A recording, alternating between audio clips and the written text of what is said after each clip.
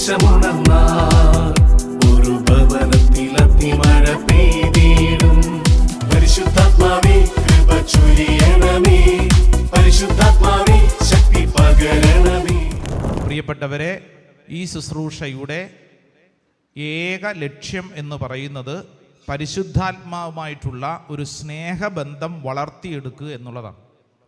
ഇത് ഈ ശുശ്രൂഷയുടെ മാത്രമല്ല, മറിച്ച് ഈശോ നമുക്ക് വേണ്ടി കാണിച്ചു തന്ന ശുശ്രൂഷ ശൈലിയുടെ വലിയ പ്രത്യേകതയും പരിശുദ്ധാത്മാവുമായിട്ടുള്ളൊരു ബന്ധം ഉണ്ടാക്കിയെടുക്കുക എന്നുള്ളതാണ്. Hallelujah, hallelujah. ആരുമായിട്ടുള്ള ബന്ധം? പരിശുദ്ധാത്മാവുമായിട്ടുള്ളൊരു ബന്ധം ഉണ്ടാക്കിയെടുക്കുക. പ്രത്യേകിച്ച് നമുക്ക് അനുദിന ജീവിതത്തിൽ നമ്മൾ മനുഷ്യരോട് സ്നേഹബന്ധം ഉണ്ടാക്കുന്നതിന് വേണ്ടി വളരെ കഷ്ടപ്പെടുകയും അതിനുവേണ്ടി സമയം ചെലവഴിക്കുകയും ചെയ്യുന്നവരൊക്കെയാണ്. വാട്സപ്പിലും ഫേസ്ബുക്കിലും ഇൻസ്റ്റാഗ്രാമിലും ഒക്കെ ഈ ബന്ധം വളർത്തിയെടുക്കാൻ വേണ്ടി വല്ലാണ്ട് കഷ്ടപ്പെടുന്നവരുണ്ട്. എന്നാൽ ഒരു മനുഷ്യൻ അടിസ്ഥാനപരമായി വളർത്തിയെടുക്കേണ്ട ബന്ധം അത് പരിശുദ്ധാത്മാവിനോടുള്ള ബന്ധമാണ്. ഹല്ലേലൂയ. ആരോടുള്ള ബന്ധമാണ്? പരിശുദ്ധാത്മാവിനോടുള്ള ബന്ധം. ഈ പരിശുദ്ധാത്മാവിനോടുള്ള ബന്ധം ഇത് നമ്മുടെ ജീവിതത്തിൻ്റെ അടിസ്ഥാനപരമായി മുന്നോട്ട് നയിക്കുന്ന ഒരു ചാലക ശക്തിയായിട്ടാണ് വിശുദ്ധ ഗ്രന്ഥം നമ്മളെ പഠിപ്പിക്കുന്നത്. ഹല്ലേലൂയ. ഇങ്ങനെ ഒരു ബന്ധം വളർത്തിയെടുത്താലുള്ള മെച്ചം, ഇവിടെ ഇരിക്കുന്ന ചിലർ ചോദിക്കും, ഇങ്ങനെ ഒരു ബന്ധം വളർത്തിയെടുത്താൽ എന്താണ് ബെനഫിറ്റ്, എന്താണ് മെച്ചം? നിങ്ങൾ ശ്രദ്ധിക്കുക, പരിശുദ്ധാത്മാവിനോടുള്ള ബന്ധം വളർത്തിയെടുത്തു കഴിഞ്ഞാൽ നമ്മുടെ ജീവിതത്തിലെ സകല പ്രശ്നങ്ങൾക്കും സകല സംശയങ്ങൾക്കും സകല ഭാരങ്ങൾക്കുമുള്ള ഉത്തരമാണ് പരിശുദ്ധാത്മാവ്. ആമേൻ, ആമേൻ, ആമേൻ. അപ്പൊ അതുകൊണ്ട് ഈ ശുശ്രൂഷയിൽ പങ്കെടുക്കുന്നവർ ശ്രദ്ധിച്ചോണം. നമ്മൾ ഇവിടെ ഇരിക്കുന്നത്, ഓൺലൈൻ പങ്കെടുക്കുന്നത്, ജീവിതത്തിലെ ഏത് വിഷയമാണെങ്കിലും ഇപ്പം നിങ്ങളുടെ ഉള്ളിലൂടെ കടന്നു പോകുന്ന എനിക്കറിഞ്ഞുകൂടാ, പക്ഷേ ഒരു കാര്യം ഞാൻ ഉറപ്പ് പറയാം, നിങ്ങൾ പരിശുദ്ധാത്മാവിനോടൊരു ബന്ധം സൂക്ഷിക്കുന്നതനുസരിച്ച് നിങ്ങൾക്ക് ജീവിതത്തിൽ ഇന്ന് കടന്നു പോകുന്ന അനുഭവങ്ങളെ വേറിട്ട രീതിയിൽ, എന്ന് പറഞ്ഞു കഴിഞ്ഞാൽ ഇന്നുവരെ നമ്മൾ അനുഭവിക്കാത്ത രീതിയിൽ ഈ ജീവിത അവസ്ഥകളെ മനസ്സിലാക്കുവാൻ നമുക്ക് സാധിക്കും. Praise the Lord. Hallelujah, hallelujah. പ്രത്യേകിച്ച് വിശുദ്ധ ഗ്രന്ഥം 4 സുവിശേഷങ്ങൾ, ഈ 4 സുവിശേഷങ്ങളുടെയും ആരംഭത്തിൽ ഈ പറഞ്ഞ കാര്യം കൃത്യമായി എഴുതി വെച്ചിട്ടുണ്ട്. 1-2 വചനങ്ങൾ ഈ പറയുന്ന കാര്യം മനസ്സിലാക്കുന്നതിന് വേണ്ടി നമ്മൾ ധ്യാനിക്കുന്നു. മത്തായിയുടെ സുവിശേഷം അതിൻ്റെ 3-ാം അധ്യായം 11-ാം തിരുവചനം. Saint Matthew's gospel chapter 3 verse 11. മത്തായിയുടെ സുവിശേഷം 3-ാം അധ്യായം 11-ാം തിരുവചനം. മാനസാന്തരത്തിനായി ഞാൻ ജലം കൊണ്ട് നിങ്ങളെ സ്നാനപ്പെടുത്തി. യെസ്. എന്റെ പിന്നാലെ വരുന്നവൻ എന്നേക്കാൾ ശക്തൻ, അവന്റെ ചെരുപ്പ് വഹിക്കാൻ പോലും ഞാൻ യോഗ്യനല്ല. അവൻ പരിശുദ്ധാത്മാവിനാലും അഗ്നിയാലും നിങ്ങളെ സ്നാനപ്പെടുത്തും. ഈശോ പറഞ്ഞത് അവൻ പരിശുദ്ധാത്മാവിനാലും അഗ്നിയാലും എന്ന് പറഞ്ഞു കഴിഞ്ഞാൽ പരിശുദ്ധാത്മാവിലുള്ള ഒരു ജ്ഞാനസ്നാനം, ബാപ്റ്റിസം ഇൻ ഹോളി സ്പിരിറ്റ്, അങ്ങനെ ഒരു ടേം, അങ്ങനെ ഒരു വേർഡ് തന്നെ വിശുദ്ധ ഗ്രന്ഥത്തിൻ്റെ ആരംഭ താളുകളിൽ ഉപയോഗിക്കുന്നുണ്ട്. എല്ലാ സുവിശേഷങ്ങളിലും പറയുന്നൊരു കാര്യമാണ് പരിശുദ്ധാത്മാവിലുള്ള സ്നാനം. പറഞ്ഞ ആ വാക്ക്, ബാപ്റ്റിസം ഇൻ ഹോളി സ്പിരിറ്റ്, പരിശുദ്ധാത്മാവിനോടുള്ള ബന്ധം, പരിശുദ്ധാത്മാവിനോടുള്ള അഭേദ്യമായിട്ടുള്ളൊരു കൂട്ടുകെട്ട്. അപ്പോൾ വിശുദ്ധ ഗ്രന്ഥത്തിൻ്റെ താളുകളിൽ ഇത് ആവർത്തിച്ച് നമ്മൾ വായിച്ചത് മത്തായി സുവിശേഷമാണ്. മർക്കോസ് സുവിശേഷം അതിൻ്റെ 1-ാം അധ്യായം 8-ാം തിരുവചനം വായിച്ചേ. Mark chapter 1 verse 8. മർക്കോസ് 1:8. ഞാൻ നിങ്ങൾക്ക് ജലം കൊണ്ടുള്ള സ്നാനം നൽകി, അവനോ പരിശുദ്ധാത്മാവിനാൽ നിങ്ങൾക്ക് സ്നാനം നൽകും. കണ്ടോ, മർക്കോസ് സുവിശേഷകൻ ഉപയോഗിച്ചിരിക്കുന്ന വാക്കും അതുതന്നെയാണ്, നിങ്ങൾക്ക് പരിശുദ്ധാത്മാവിലൊരു സ്നാനം. അപ്പോൾ ഉൽപ്പത്തി പുസ്തകത്തിൻ്റെ ആരംഭം മുതൽ നമുക്ക് ഈ ഭൂമിയിൽ എങ്ങനെ ജീവിക്കണമെന്നുള്ള ജീവിത രീതിയെക്കുറിച്ച് പഠിപ്പിക്കുമ്പോൾ, പുതിയ നിയമത്തിലേക്ക് എത്തുമ്പോൾ ഈശോ നമുക്ക് നൽകുന്ന ഒരേ ഒരു കാര്യം, നിന്റെ ജീവിതത്തിൽ നീ എന്നും ശ്രദ്ധിക്കേണ്ടത് ഈ പരിശുദ്ധാത്മാവിനോടുള്ള അഭേദ്യമായിട്ടുള്ളൊരു ബന്ധമാണ്. Hallelujah, hallelujah, hallelujah. ലൂക്കാസ് വിശേഷം അതിൻ്റെ 3-ാം അധ്യായം 16-ാം തിരുവചനം എന്നെടുത്തെ. ലൂക്കാസ് വിശേഷം 3-ാം അധ്യായം അതിൻ്റെ 16-ാം തിരുവചനം 3:16. യോഹന്നാൻ അവരോട് പറഞ്ഞു, ഞാൻ ജലം കൊണ്ട് സ്നാനം നൽകുന്നു, ഞാൻ ജലം കൊണ്ട് സ്നാനം നൽകുന്നു, എന്നാൽ എന്നേക്കാൾ ശക്തനായ ഒരുവൻ വരുന്നു, അവന്റെ ചെരുപ്പിന്റെ കെട്ടഴിക്കാൻ പോലും ഞാൻ യോഗ്യനല്ല. അവൻ പരിശുദ്ധാത്മാവിനാലും അഗ്നിയാലും നിങ്ങൾക്ക് സ്നാനം നൽകും. കണ്ടോ, ലൂക്കാസ് വിശേഷകനും പറയുന്നത് അവൻ പരിശുദ്ധാത്മാവിനാൽ നിങ്ങൾക്ക് സ്നാനം നൽകും. സോ നമ്മുടെ ഫോക്കസ് എന്ന് പറയുന്നത് കൃത്യം വ്യക്തമാണ്, പരിശുദ്ധാത്മാവിനോടുള്ള അഭേദ്യമായ ബന്ധം. യോഹന്നാന്റെ സുവിശേഷം നോക്കിക്കേ, 4 സുവിശേഷങ്ങളാണ്. 4-ാമത്തെ സുവിശേഷം saint John's gospel chapter 1 verse 33, 1-ാം അധ്യായം 33-ാം തിരുവചനം 1:33. ഞാൻ അവനെ അറിഞ്ഞിരുന്നില്ല, എന്നാൽ ജലം കൊണ്ട് സ്നാനം നൽകാൻ എന്നെ അയച്ചവൻ എന്നോട് പറഞ്ഞിരുന്നു, ആത്മാവ് ഇറങ്ങി വന്ന് ആരുടെ മേൽ ആവസിക്കുന്നത് നീ കാണുന്നുവോ, അവനാണ് പരിശുദ്ധാത്മാവ് കൊണ്ട് സ്നാനം നൽകുന്നവൻ. ഹല്ലേലൂയാ, പരിശുദ്ധാത്മാവിലുള്ള സ്നാനം. അപ്പൊ എന്റെ പ്രിയപ്പെട്ടവരെ, നമ്മൾ ശ്രദ്ധിക്കേണ്ട കാര്യം, ഈ ഭൂമിയിൽ ഒരു മനുഷ്യന്റെ ജീവിത ലക്ഷ്യം എന്ന് പറയുന്നത് വിശുദ്ധ ഗ്രന്ഥം പറയാണ് പരിശുദ്ധാത്മാവിനോടുള്ള അഭേദ്യമായിട്ടുള്ള ബന്ധം. ആമേൻ, ആമേൻ.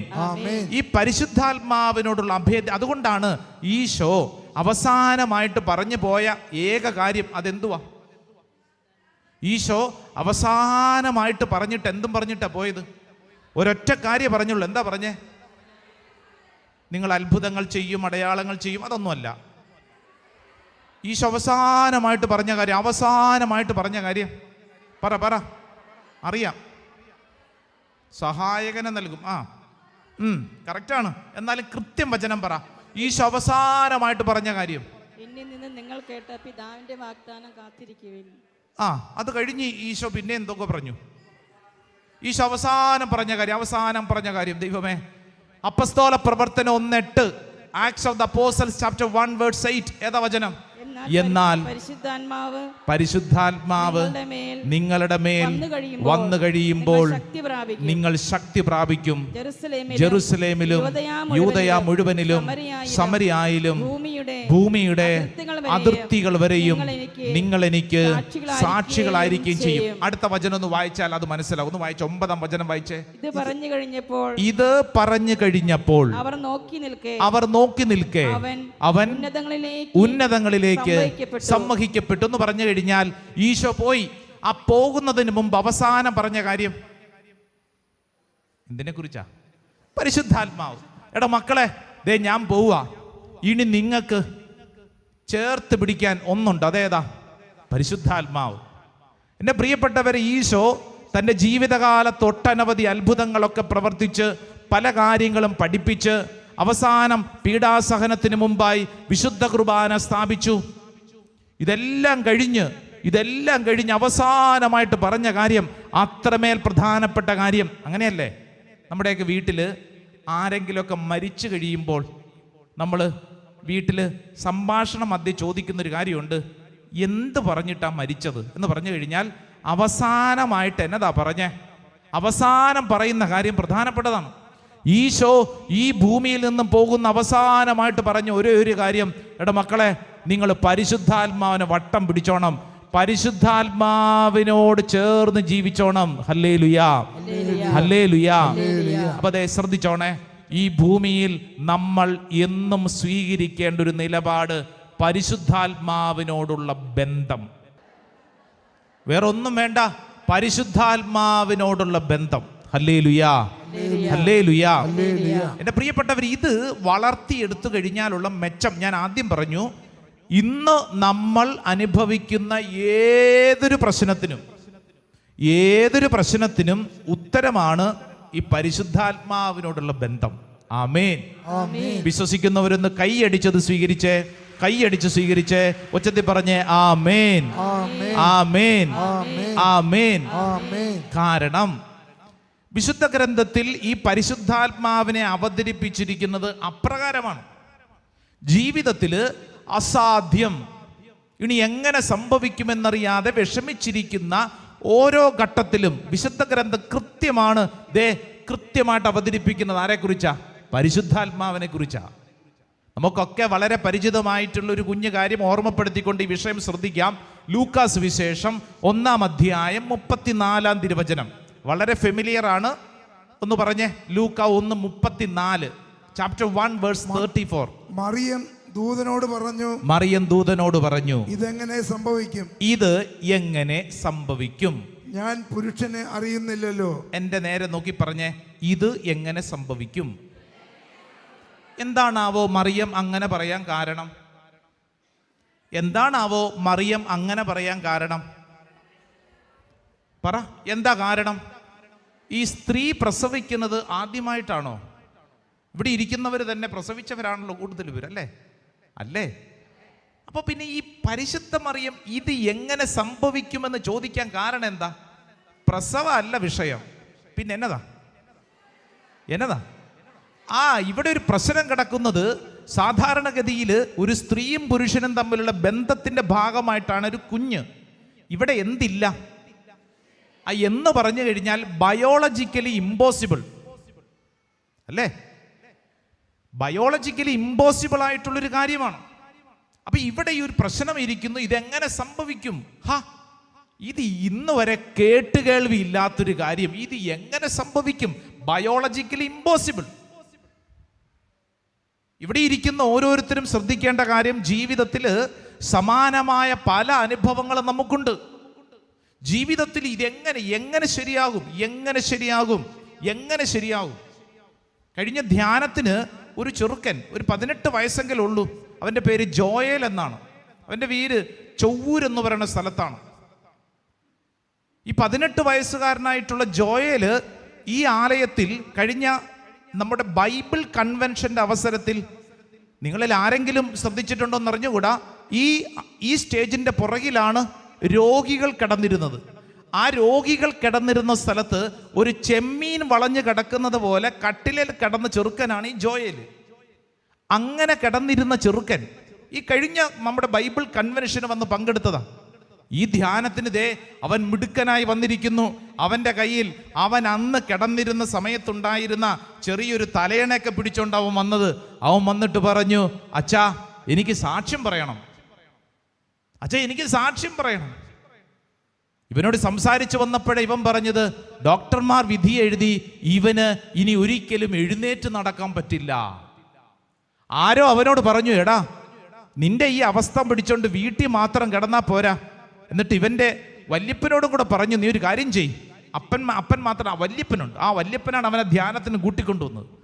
ഇവനോട് പറഞ്ഞു, നിങ്ങൾ പോട്ട ആശ്രമത്തിൽ പോയി ബൈബിൾ കൺവെൻഷനിൽ പങ്കെടുക്കുക. 5 ദിവസത്തെ കൺവെൻഷൻ ഇവിടെ വന്ന് കിടന്ന് പങ്കെടുത്തവനാണ്. എഴുന്നേറ്റ് നിൽക്കാൻ പറ്റില്ല. ഇവനെ സഹായിക്കാൻ വേണ്ടി ശുശ്രൂഷകർ ചുറ്റും നിൽക്കുന്നു.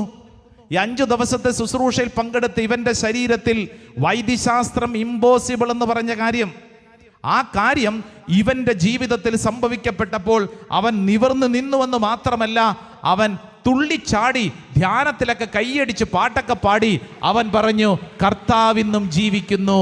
വിശ്വസിക്കുന്ന ഒരൊച്ചത്തിലൊന്ന് കൈയടിച്ചുകൊണ്ട് പറഞ്ഞേ ആമേൻ, ആമേൻ, ആമേൻ. ഇവിടെ ചോദ്യം, ബയോളജിക്കലി ഇമ്പോസിബിൾ, നമ്മുടെ ബുദ്ധിക്ക് മനസ്സിലാക്കാൻ പറ്റാത്ത കാര്യം. പരിശുദ്ധ മറിയം ചോദിക്കുന്ന ചോദ്യം, ഹൗ പോസിബിൾ, ഇത് എങ്ങനെ സംഭവിക്കും? എനിക്ക് മനസ്സിലാവുന്നില്ല.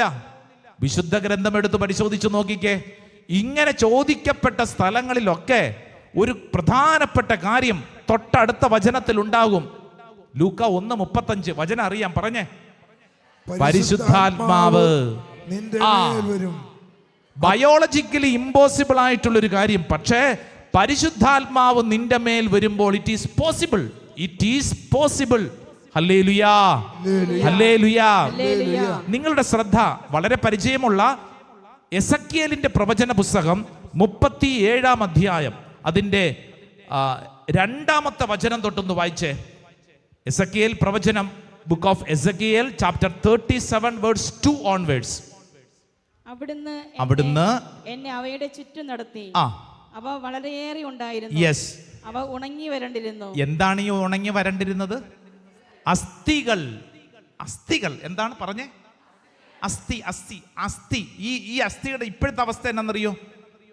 അസ്ഥി ഉണങ്ങി, അസ്ഥിയാണ്, അസ്ഥി ഉണങ്ങി വരണ്ടിരിക്കുന്നു. അപ്പൊ അതിന്റെ അവസ്ഥ ഒന്ന് ആലോചിച്ച് നോക്കിയാൽ. എന്നിട്ട് അടുത്ത വചനം ഒന്ന് വായിച്ചേ. അവിടുന്ന് എന്നോട് ചോദിച്ചു, മനുഷ്യപുത്ര, ഈ അസ്ഥികൾക്ക് ജീവിക്കാനാവുമോ? ഇതാണ് ചോദ്യം. How possible? ഇതെങ്ങനെ സംഭവിക്കും? അസ്ഥി ജീവിക്കുവോ? അടുത്തിരിക്കുന്ന ആളോട് ചോദിച്ചേ, അസ്ഥി ജീവിക്കുവോ? ഇതെങ്ങനെ സംഭവിക്കും? നമ്മുടെ ബുദ്ധിക്ക് ഇന്നോളം മനസ്സിലാക്കാൻ പറ്റിയിട്ടില്ല. അസ്ഥികൾ ജീവിക്കുമോ? അസ്ഥിക്ക് എങ്ങനെ ജീവൻ ഉണ്ടാകും? ഈ ചോദ്യം നമ്മുടെ വീട്ടിൽ ഇടയ്ക്കിടയ്ക്കൊക്കെ നമ്മൾ ചോദിക്കുന്നതാണ്. ഇന്നലെ രാവിലെ ഞാനൊരു സ്ത്രീയുടെ ചോദ്യം കേട്ടു. അച്ഛാ, മദ്യപാനിയായ ഭർത്താവ്, വർഷം ഇത്രയായി, മക്കളുടെ പഠനങ്ങളൊക്കെ ഇങ്ങനെ പോകുന്നു, ഇയാള് ഇനി നന്നാവുമോ? ഇതാണ് ചോദ്യം. ഇയാൾ ഇങ്ങനെയാണ് അച്ഛാ, വർഷങ്ങൾ ഇത്രയായി, അച്ഛാ ഇനി ഞാൻ എന്നതാ ചെയ്യേണ്ടത്? ഇയാൾ നന്നാവുമോ? മക്കൾ ഇതേ വളർന്നുകൊണ്ടിരിക്കുന്നു, അവരുടെ പഠന കാര്യങ്ങൾ, അവരുടെ ഉത്തരവാദിത്തങ്ങളൊക്കെ ഉണ്ട്, അയാളൊന്നും ചെയ്തിട്ടില്ല. ഇനി അയാൾ നന്നാവുമെന്ന് എനിക്കൊരു പ്രതീക്ഷയില്ല. ഇത് ശരിയാകുമോ? ഇനി നന്നാകുമോ? ഇത് ഞാൻ പറയുമ്പോൾ ഭാര്യ ഭർത്താവിനെ കുറിച്ച് പറയുന്നുവെന്ന് മാത്രം ചിന്തിക്കാനല്ല, മറിച്ച് നമ്മുടെ ജീവിതത്തിൽ ഓരോരോ സാഹചര്യങ്ങളുടെ മുമ്പിൽ നമ്മുടെ ഒരു ചോദ്യമാണ്, ഹൗ പോസിബിൾ? ഇതെങ്ങനെ സംഭവിക്കും? എൻ്റെ ബുദ്ധിക്ക് മനസ്സിലാക്കാൻ പറ്റുന്നില്ല. വിശുദ്ധ ഗ്രന്ഥത്തിൽ ഈ ചോദ്യം പലതവണ ആവർത്തിച്ച് ചോദിക്കുമ്പോഴൊക്കെ നിങ്ങൾക്കൊരു കാര്യം അറിയാം, തൊട്ടടുത്ത് വേറൊരു കാര്യം എഴുതി വെച്ചിട്ടുണ്ട്. അതെന്തിനെ കുറിച്ചാ? പരിശുദ്ധാത്മാവിനെ കുറിച്ച്. ഹല്ലേലൂയാ, ഹല്ലേലൂയാ. നിനക്ക് മുമ്പിൽ ഒരു വഴിയുമില്ല, നിനക്ക് മുമ്പിൽ ജീവിതമില്ല, നിന്റെ എല്ലാ പ്രതീക്ഷയും അറ്റുപോയി എന്ന് കരുതുന്ന നിമിഷം തൊട്ടടുത്ത് എഴുതി വച്ചിരിക്കുന്നത് എന്തിനെ കുറിച്ചാ? പറ. പരിശുദ്ധാത്മാവിനെ കുറിച്ച്. അസ്ഥിക്ക് ജീവൻ ഉണ്ടാകുമോ? അസ്ഥി, വരണ്ടുണങ്ങിയ അസ്ഥി. 5-ാം വചനം ഒന്ന് വായിച്ചേ. 5-ാം വചനം. ദൈവമായ കർത്താവ് ഈ അസ്ഥികളോട് അരുളി ചെയ്യുന്നു, ഇതാ ഞാൻ നിങ്ങളിൽ പ്രാണൻ നിവേശിപ്പിക്കും, നിങ്ങൾ ജീവിക്കും. കണ്ടോ, നിങ്ങളിൽ പ്രാണൻ എന്ന് പറഞ്ഞു കഴിഞ്ഞാൽ ഉദ്ദേശിക്കുന്നത് പരിശുദ്ധാത്മാവിനെ കുറിച്ചാണ്. എൻ്റെ പ്രിയപ്പെട്ടവരെ, ഈ പ്രാണൻ അഥവാ പരിശുദ്ധാത്മാവ് ഈ ഉണങ്ങി വരണ്ട അസ്ഥികളിലേക്ക് പ്രവേശിക്കാൻ തുടങ്ങിയപ്പോൾ അന്തരീക്ഷം മാറാൻ തുടങ്ങിയെന്ന് വചനം ഒന്ന് വായിച്ചു നോക്കിക്കേ. 6-ാം വചനം വായിക്കാം. നിങ്ങൾ ജീവിക്കും, ഞാൻ നിങ്ങളുടെ മേൽ ഞരമ്പുകൾ വെച്ച് പിടിപ്പിക്കുകയും മാംസം വളർത്തുകയും ചർമ്മം പൊതിയുകയും നിങ്ങളിൽ പ്രാണൻ നിവേശിപ്പിക്കുകയും ചെയ്യും. നിങ്ങൾ ജീവിക്കും. ഹല്ലേലൂയാ, ഹല്ലേലൂയാ. അടുത്തിരിക്കുന്ന ആളോട് പറഞ്ഞു കൊടുത്തേ, നീ ജീവിക്കും. നിസാരപ്പെട്ട കാര്യമല്ല അത്. നീ എന്ത് ചെയ്യും? ഇപ്പൊ എന്താ അവസ്ഥ? ചത്ത പോലെയാ ചിലതിരിക്കുന്നത്. ഉണ്ടോ ജീവൻ? ഉണ്ട്. അച്ഛൻ ഇതൊക്കെ പറയാം, ഞങ്ങളുടെ വീട്ടിലെ അവസ്ഥ അച്ഛന് വല്ലതും മനസ്സിലാവൂ അല്ലേ? എന്താ അവസ്ഥ? ചത്ത പോലെയാണ്, ചത്ത പോലെ ഇരിക്കുന്നു. +2 പഠിക്കുന്ന ചെറുക്കൻ അപ്പനോട് പറഞ്ഞു, അതേ, മക്കളെ ഉണ്ടാക്കിയ മാത്രം പോരാ, മക്കൾക്ക് പറയണത് കൊടുക്കുകയും കൂടെ ചെയ്യണം. അപ്പനോട്, നാട്ടുകാരോടല്ല, അപ്പനോട്. ഇത് കേട്ടിട്ട് വീട്ടിൽ നിന്ന് ഇറങ്ങിപ്പോന്ന അപ്പൻ തലയും കുനിച്ചിരിക്കുക ഒരു പാറക്കല്ലിൻ്റെ മുകളിൽ ഒരു സ്ഥലത്ത്. എന്നോട് പറഞ്ഞു, എൻ്റെ അച്ഛാ, ഞാൻ ഇത്രയും വളർത്തിയതല്ലേ, ഞാൻ ഇത്രയും വളർത്തി വലുതാക്കിയതല്ലേ അച്ഛാ, ഇനി എന്തിനാ അച്ഛാ ജീവിക്കണേ? +2 കഴിഞ്ഞപ്പോൾ അവൻ്റെ സ്വഭാവം അങ്ങോട്ട് മാറി. ഉണ്ടാക്കിയ പോരെന്ന്. ഞങ്ങൾ ചോദിക്കുന്നൊക്കെ ഇങ്ങോട്ട് തന്നോളണം, അപ്പനോട് ഓർഡർ. ഇയാളൊക്കെ പിന്നെ എന്തിനാണെന്ന്, പിന്നെ എന്തിനാ അപ്പനാന്ന് പറഞ്ഞ് നടക്കണേ? ഇയാൾ എന്തിനാ? ഞാൻ ചോദിക്കുന്നതൊക്കെ തന്നോണം. കൊടുത്തില്ലെങ്കിൽ അവൻ പ്രശ്നം ഉണ്ടാക്കും. ഈ അപ്പൻ്റെ ചോദ്യം, ഞാൻ എന്നാ ചെയ്യും അച്ഛാ? എന്നെ കൊണ്ട് പറ്റുന്നതിൽ എല്ലാ അർത്ഥത്തിലും ഞാൻ ചെയ്യുന്നുണ്ട് കുടുംബത്തിന് വേണ്ടി. പക്ഷെ ചെറുക്കന് ഇതൊന്നും മനസ്സിലാവണില്ലല്ലോ. ചെറുക്കൻ പഠിച്ച സ്കൂളിൽ കോളേജിലൊക്കെ അവൻ പഠിക്കുന്ന +2 പഠിക്കുന്ന സ്ഥലത്ത് ഇവനേക്കാൾ പൈസയുള്ള കുട്ടികളുടെ കൂട്ടത്തിലാണ് കൂട്ടുകെട്ട്. അവർക്കിപ്പോൾ വണ്ടിയായി, അവർക്ക് 1.5 ലക്ഷം രൂപയുടെ മൊബൈൽ ഫോണൊക്കെ ആയി കൂട്ടുകാർക്ക്. ഇവനും അത് വേണമെന്നാ പറയണേ. നമ്മളെ കൊണ്ട് കൂട്ടിയെ കൂടുവോ അച്ഛാ? ഇവനിതെന്നാ മനസ്സിലാക്കണേ അച്ഛാ? ജീവിക്കാൻ പോലും തോന്നുന്നില്ല. ഇത്രയൊക്കെ അധ്വാനിച്ചിട്ടും അവന് മനസ്സിലാവണ്ടേ അച്ഛാ? അവന് മനസ്സിലാവണ്ടേ? ജീവനുണ്ടോയെന്ന് ചോദിച്ചു കഴിഞ്ഞാൽ ഉണ്ട്. ഇത് ഞാൻ പറഞ്ഞ ഒറ്റപ്പെട്ട സംഭവമൊന്നും അല്ലെന്ന്. ഇവിടെ ഇരിക്കുന്ന അനേകം പേരുടെ ജീവിതത്തിലെ സങ്കടമാണ്. പ്രത്യേകിച്ച് ഇവിടെ ഇരിക്കുന്നതിൽ കൂടുതലും മാതാപിതാക്കളാണ്. വല്ലാണ്ട് ഞെരുക്കത്തിലൂടെ കടന്നു പോകുന്നുണ്ട്, വല്ലാണ്ട് ഞെരുക്കത്തിലൂടെ. പ്രത്യേകിച്ച് 18 വയസ്സ് കഴിയുമ്പോൾ മക്കളെടുക്കുന്ന ചില തീരുമാനങ്ങൾക്ക് മുമ്പിൽ പകച്ച നിൽക്കണേ. എന്നാ ചെയ്യേണ്ടെന്നൊരു പിടുത്തം കിട്ടുന്നില്ല. നിയമം അവരുടെ കൂടെയാന്ന്, നിയമം അവരുടെ കൂടെയാണെന്ന്. പോലീസ് സ്റ്റേഷനിൽ പോകാവോ? 18 വയസ്സ് കഴിഞ്ഞവനും കഴിഞ്ഞവൾക്കും തോന്നിയതുപോലെ ചെയ്യാമെന്ന്. അപ്പൊ പിന്നെ അച്ഛാ ഞങ്ങൾ എന്തിനാ ഇത്രയും നാളും വളർത്തിയത്? അപ്പൊ അവര് പറയുന്നു, ഞങ്ങളുടെ ഇഷ്ടം, ഞങ്ങളുടെ സ്വപ്നം, ഞങ്ങളുടെ ജീവിതം വളർത്തുക എന്നുള്ളത് മാത്രമേ നിങ്ങളുടെ കടമയുള്ളൂ. കേട്ടോണം അപ്പനും അമ്മയും, വളർത്തണമെന്ന് മാത്രമേ കടമയുള്ളൂ. അതിനപ്പുറം ഒന്നും നിങ്ങൾ അന്വേഷിക്കേണ്ടെന്ന്. ഞങ്ങൾക്ക് ഇഷ്ടമുള്ള പോലെ ജീവിക്കും, ഞങ്ങൾക്ക് ഇഷ്ടമുള്ള പോലെ ജീവിക്കും. ജീവൻ നഷ്ടപ്പെട്ട അവസ്ഥയിൽ വരണ്ടിരിക്കുന്ന അപ്പൻ്റെ മുഖം, ഞാനിത് പറയുമ്പോൾ അപ്പൻ്റെ മുഖം മാത്രമല്ല, അമ്മയാവാം, മകളാവാം, മകനാവാം. ജീവിതത്തിൽ പ്രതീക്ഷകൾ നഷ്ടപ്പെട്ട് ജീവനറ്റിരിക്കുന്നവരോട് വിശുദ്ധ ഗ്രന്ഥം ഇന്ന് പഠിപ്പിക്കുന്നു, നീ പ്രാർത്ഥിക്കേണ്ടത് ഒറ്റ കാര്യത്തിന് വേണ്ടി മാത്രം. എന്തിനു വേണ്ടി? ഒച്ചത്തിപ്പറ, പരിശുദ്ധാത്മാവിന് വേണ്ടി പ്രാർത്ഥിക്കുക. നിന്റെ മുമ്പിൽ ഇമ്പോസിബിൾ എന്ന് കരുതുന്ന കാര്യത്തെ പോസിബിളാക്കി പരിശുദ്ധാത്മാവ് മാറ്റും. അന്തരീക്ഷം മാറും. പരിശുദ്ധാത്മാവിനോട് പ്രാർത്ഥിക്കുന്നതനുസരിച്ച് അന്തരീക്ഷം മാറും. Hallelujah, hallelujah.